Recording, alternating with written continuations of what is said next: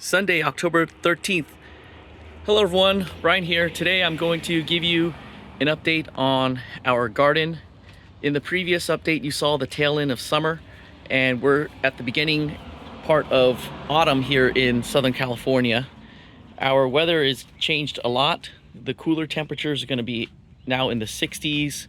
It's going to drop down to high 50s, and then more importantly the daytime highs is not going to be as intense, and that means there are certain things that we won't be able to grow, the sun-loving stuff, but we'll be growing things that we grow year-round, and that is going to be our staple crop of vegetables. Like for instance over here, this is our new round of brassicas. We got a couple of cauliflower plants here. These were set out during summertime when the temperatures hit 114 degrees. And one of the things I found is we can grow them year-round. This is a sprouting broccoli. This variety is Happy Rich. And the other day I pinched off the top. That will create more side shoots, so the plant will now send energy towards these side shoots here, you can see. And they're developing, and they develop into these nice thick stalks that resemble gailan. And gailan, when you talk about sprouting broccoli, it has broccoli and gailan genetics. Certain types have more broccoli traits, certain types have more gailan traits, and we're after the gailan traits in this variety of Happy Rich. Underneath this corn stalk pile, we planted some potatoes, and the corn stalk here is to protect our plants from a skunk that will dig them up. I came in after because we had a potato over there that was sprouting and it got dug up, and I'm afraid it kind of harmed the plant, so we have two more over here. I'm really after a nice big baking potato harvest, so we put it over here.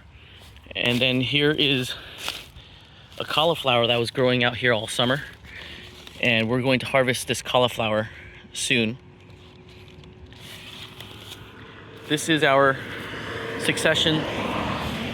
I'm doing camera phone, so I'm gonna pause if there are cars that go by and interrupt our audio, so please forgive the car noises if you can.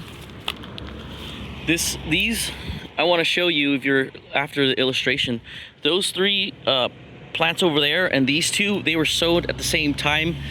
We sowed them and put them underneath the grow light indoors, and these two were planted out later as a hedging against the 114 degree days that we got. I wasn't sure if that was too much for these types of plants, so I kept these two underneath the grow lights, planted those out, and you can see that we probably would have been better off just planting everything. These are a little bit smaller, so they have a little bit of catching up to do, and in the future we're just going to plant them out when it's time to plant them out. So that's one of the secrets to growing good plants, is you have to transplant them before they get root bound. So sizing the container properly and transplanting them at the right time. If you do it too late, there's too much catching up to do. Here I'm preparing this bed, and this morning I'm going to be transplanting some Melody brassicas. These are also supposed to be sprouting types of brassicas, and I haven't grown them, or I tried growing them, but I didn't put enough effort and the plants didn't really take off. So now I'm going to put a little bit of effort, and I'm going to plant these, and we're going to see how they grow. I'm not sure if they're supposed to grow big like that, or if they're just growing little tiny plants like individual gailan plants. So we'll see. We have a sister plant called BC1611 that we're also growing, so I'm excited to see how that's going to do. So we're going to plant it here, and we have to make sure we protect the seedlings from being dug up. And we use various methods like chicken wire, or I have a pile of trimmings over there, the redbud.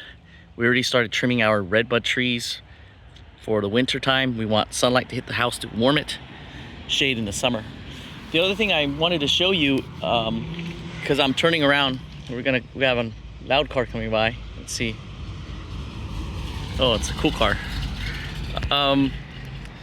So the thing I wanted to show you is our planting of Peruvian corn, and this year I direct sowed them. And when you direct sow, you want to over sow, so you have extra plants and you can select for the strongest plant to keep. Well, something came last night and started to mess around with some of them, so looks like we're gonna lose some plants in here because they got dug up and move around. Like over there, that's gonna be a bare spot now. And after this video, I'm going to be thinning out some plants, I think. But at the very least, I'm going to be hilling or backfilling. So I'm going to, the Peruvian plants, these corn, I noticed that they are susceptible to flopping over. And I think that's their natural tendency. They will flop over and grow additional roots. But out here, we want to keep it a little bit manicured because it's the front yard. And I want them to grow upright.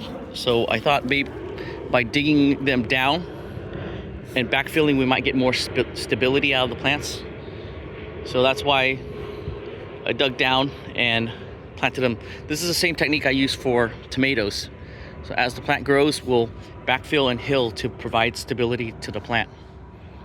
So that's what this area looks like right now. And then the next thing we're gonna do is we're gonna be planting some wheat right here in front of the corn as a hedge to keep other animals from coming in, digging it up. And then this year we have some cover crop that I'm gonna plant right here because this is an area we don't irrigate. If we irrigate, it's kind of wasting water because that water will just go underneath and keep going underneath the sidewalk here. So we keep this buffer dry as a way to save water, minimize water usage. I found a cover crop that we can grow here that it will take the water that where we irrigate here, it's gonna seep over here. The roots will reach here and get some of that water while keeping this area dry. And then with the cover crop, we will eventually collect it as biomass. It will become compost for us, and then also it keeps this area from being too dusty. So that's the plan. The artichokes are coming back, and yeah, that's one of the frustrations with growing some plants out here, especially when we have an overabundance of urban critters that dig. We don't have that natural cycle where predators get at them, so there are more critters than usual, and we just work around that. We either put wire down or other methods that I had mentioned, like for instance over here we use these halos, and then also we use wire to keep our plants in the ground. I'm gonna keep it short this time, so we're gonna end it here. We got more work to do. Mulch this up or use these sticks in other ways. The leaves gonna be nice compost. And then more over here, gonna collect this millet here. These are treats for our chickens, and then everything else is gonna be composted down. And there are some other products that I'm using for seed starting. I hope to introduce them to you soon for your consideration for your gardening and homesteading. All right, thanks again for visiting. I'll see you in the next video, hopefully soon. Have a wonderful day.